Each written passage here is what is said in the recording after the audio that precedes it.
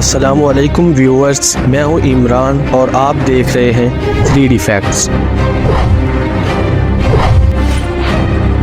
नाज़रीन, इस वीडियो में हम पाकिस्तान के सियासी बैकग्राउंड पर एक सरसरी नज़र डालते हैं और ये जानने की कोशिश करते हैं कि पाकिस्तान के मौजूदा हालात का जिम्मेदार कौन है, पाकिस्तानी अवाम या कठपुतली हुक्मरान। नाज़रीन, ये कहानी शुरू होती है 1947 से, जब बाबों का दिमाग चकराया और उन्होंने इस्लाम के नाम पर पाकिस्तान बनाया। तब से लेके अब तक पाकिस्तान की 3 नस्लें बर्बाद हो चुकी हैं। पहली नस्ल को बाबों ने खराब किया जिन्होंने पाकिस्तान को बनाया, दूसरी नस्ल को ज़िया ने और तीसरी भगवान ने। तीनों ने जज्बाती नारे लगाए, खिड़की तोड़ रश लगाया और ये जा वो जा। बाबा जी ने पाकिस्तान बना दिया, मगर बाबा जी के पास कोई मंसूबा नहीं था कि आगे क्या करना है। बाबा जी ने भी तकसीम के जोश में हजारों मुसलमान मरवा दिए और लाखों को बेघर करवा दिया, मगर प्लान बाबा जी के पास कोई भी नहीं था कि नई रियासत का निजाम कैसे चलाना है और अंग्रेजों की बनाई हुई फौज को कैसे कंट्रोल करना है। रही सही कसर बाबा जी की टीवी ने पूरी कर दी। आगे बाबे की खैर हो। कोई ढंग का लीडर पैदा नहीं किया जो कुछ कर सकता। अब आपके अंदर मुहिब्बे वतन पाकिस्तानी इस बात पर जोश मारेगा कि मैंने बाबा जी के बारे में ऐसा क्यों करना शुरू कर दिया, क्योंकि आपकी नजर में तो बाबा जी अकीदतों के संगासन पर बराजमान है, जिनकी मूर्ति को आपने बचपन से मुकद्दस मान लिया। मगर बाबा जी अवतार तो नहीं थे, इंसान थे, उनसे गलती हुई। हकीकत तो ये है कि बाबा जी के पास कोई प्लान नहीं था। I mean, he was not well prepared। नाज़रीन, फिर दौरे मायूब आया। माजरत दौरे अयूब आना ही था कि इतनी बड़ी फौज जो जंग अजीम 2 में ताजे बरताने की लड़ाई लड़ने के लिए बनाई गई थी, उसने खाली हाथ कहाँ बैठना था। सो आगे की कहानी सबको मालूम है। पाकिस्तान अमेरिका बहादुर की गोद में जा बैठा। आमरीयत और आमराना रवैये मजबूत होते गए और मुल्क के सिविलियन इदारे कमजोर। इसी इस्तेहसाली रवैये में मुल्क 2 टुकड़े हो गया। फिर कुछ अरसा तक जमहूरियत आई, आइन बना, मगर साथ ही साथ शिदत पसंदी और जमहूरियत में आमरीयत बढ़ गई। नाज़रीन, फिर आए ज़ियाउल हक मरहूम। ज़िया साहब ने रूस को गर्म पानी तक रसाई न दी, मगर पूरा मुल्क शिदत पसंदी की आग में गर्म करके जहन्नम बना दिया। जिस तरह नागासाकी और हिरोशिमा पर बम गिरने के बाद ताबकारी से नाकारा और मजदूर बच्चे पैदा होने लगे, वैसे ही ज़िया की छोड़ी ताबकारी से अगली 2 नस्लें ज़हनी तौर पर मफलूज पैदा हुई। 90 की दहाई में पूरा मुल्क कार्टून नेटवर्क था, जहाँ टॉम एंड जेरी का शो चलता रहा। इस दक्कम पेल में फिर कमांडो आया। 9 साल तक सिगार पिया, मुल्क की वार्ड लगाई, दहशत गर्दी के खिलाफ जंग और कर्जों से मुल्क चलाया, कोई इंडस्ट्री नहीं लगाई और फिर कमर की चौक का ये मर्ज गार्ड ऑफ ऑनर लेकर पहले दुबई के लिए रुखसत हुए, फिर जहन्नम के लिए। फिर अशराफियों ने अपनी कचरा फैक्ट्री में नया भगवान तैयार किया। इस रोबोट नुमा भगवान की एक ही रेट थी, करप्शन। इन स्विंग भी करप्शन, आउट स्विंग भी करप्शन। इस टेप रिकॉर्डर ने दिमाग की 5 साल लस्सी बनाई। ये दरअसल अशराफिया का नई नौजवान नस्ल पर माजी के नाकाम तजर्बात की तरह एक और तजर्बा था। अशराफिया के साइंसदान ने अरक रेजी सोचा कि अब के नौजवान नस्ल को एक ऐसा लीडर दिया जाए जो थूक से कौम चमकाए, जैसे वो थूक से क्रिकेट में गेंद चमकाता था। फिर क्या था,